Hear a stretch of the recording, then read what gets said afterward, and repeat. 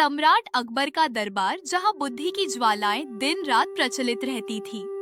रोजाना कोई नई पहेली, कोई तीखी बहस और कोई अनूठी चुनौती यहां अपने पैर पसारती थी। पर एक दिन दरबार में एक अजनबी आया जिसके पास 3 ऐसे सवाल थे जिनके उत्तर उसने ना दुनिया में पाए, ना किसी ज्ञानी में और ना ही किसी धर्म ग्रंथ में। उसका दावा था कि जो इन तीनों सवालों के उत्तर देगा वही सच्चा बुद्धिमान कहलाएगा। यह चुनौती बीरबल तक पहुंची और फिर जो हुआ वो इतिहास में स्वर्ण अक्षरों में दर्ज हो गया। गजनवी मिस्र का एक दरबारी था, नाम था हकीम अब्दुल नासिर। उसकी बुद्धिमत्ता और चतुराई पूरे अरब जगत में विख्यात थी। भारत वो एक व्यापारिक दूत के रूप में आया था, पर अपने साथ 3 ऐसे सवाल लाया था जिन्हें वह कई देशों के राजाओं और विद्वानों से पूछ चुका था, पर कोई उत्तर ना दे सका था। अकबर को यह सुनकर उत्सुकता हुई।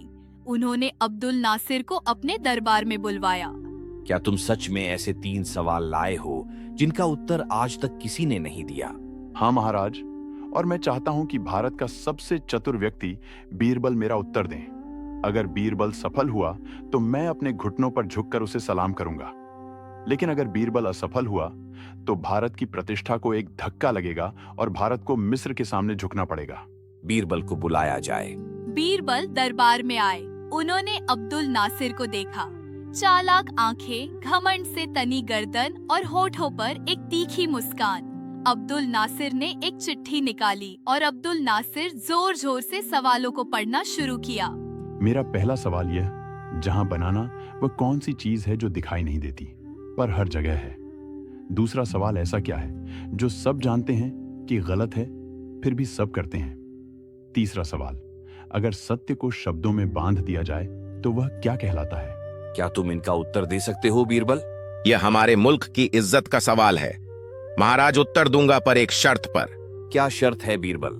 जहां पर मैं आपको हर उत्तर के साथ मैं एक कहानी सुनाऊंगा। यदि मेरी कहानी अब्दुल नासिर के सवालों का जवाब ना दे सके तो मान लूंगा कि मैं असफल रहा। ठीक है बीरबल, मुझे मंजूर है, लेकिन तुम ध्यान रखना, अगर मेरी पहेलियों का उत्तर ना दे सके तो झुकने के लिए तैयार रहना। जहां पर मैं आपको हर उत्तर के साथ मैं एक कहानी सुनाऊंगा। यदि मेरी कहानी अब्दुल नासिर के सवालों का जवाब ना दे सके तो मान लूंगा कि मैं असफल रहा हूं। जहां पना मैं आपको एक बच्चे की कहानी सुनाता हूं जिसका नाम था अर्जुन। अर्जुन एक अनाथ बालक था जो नगर की गलियों में भीख मांगता था।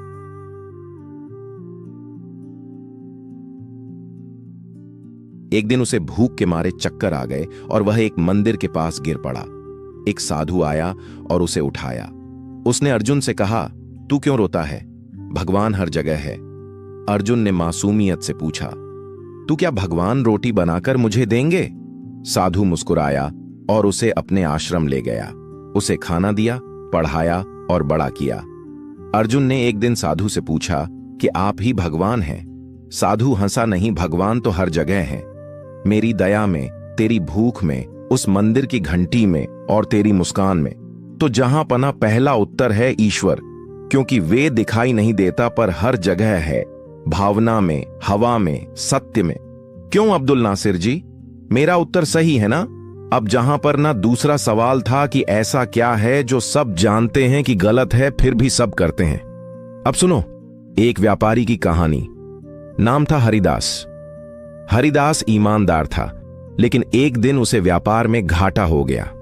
उसने सोचा थोड़ा वजन कम तोल दूं तो कोई फर्क नहीं पड़ेगा। उसने झूठ बोलना शुरू किया थोड़ा थोड़ा करके, और फिर एक दिन ग्राहक ने उसे पकड़ लिया। राजा ने उसे बुलवाया। हरिदास ने कहा, मुझे पता था यह गलत है, पर मैं मजबूर हो गया था। तो आप सब बताइए कि हम सब जानते हैं कि झूठ बोलना गलत है, फिर भी झूठ बोलते हैं, कभी किसी को बचाने के लिए, कभी अपने लिए। तो दूसरा उत्तर है झूठ। सब जानते हैं यह गलत है, पर सब कभी ना कभी इसे करते हैं। अब्दुल नासिर, तुम्हारा तीसरा सवाल, अगर सत्य को शब्दों में बांध दिया जाए तो वह क्या कहलाता है? अब मैं तुम्हें एक आखिरी कहानी सुनाता हूं, एक कवि की। वो कवि था निर्धन, बीमार, अकेला, पर उसके शब्दों में आग थी। वो लिखता था, धरती बोले मेरे गीतों में सच्चाई हो, मेरे शब्दों में। एक दिन सम्राट ने उसकी रचना सुनी और कहा, तू क्या लिखता है? कवि ने कहा, मैं सत्य को शब्दों में बदलता हूं ताकि झूठ खुद को आईना देख सके। जहां बना तीसरी पहेली का उत्तर, जब हम सत्य को जब शब्दों में बांधा जाए तो वह बनता है कविता। कविता जो सत्य को सुंदर बनाकर समाज के सामने रखती है। अकबर मुस्कुराए, दरबार तालियों से गूंज उठा। आप सबकी निगाहें अब्दुल नासिर पर थी। वो खड़ा हुआ, उसकी आंखें नम थी। अब्दुल नासिर बीरबल से बोला, मैंने दुनिया भर के विद्वानों से सवाल किए, पर तुम्हारे उत्तर सिर्फ जवाब नहीं थे, वे जीवन थे। तुमने मेरी चुनौती जीत ली और मुझे भी। वो झुक कर बोला, आज मिस्र झुक गया भारत के सामने। बाद में अकबर ने इस घटना को बुद्धि की विजय घोषित किया और दरबार की दीवारों पर तीनों सवाल और उनके उत्तर खुदवाए गए। आज भी लोग कहते हैं कि जब सवाल जीवन से जुड़े हों तो उत्तर तर्क से नहीं, अनुभव से आते हैं।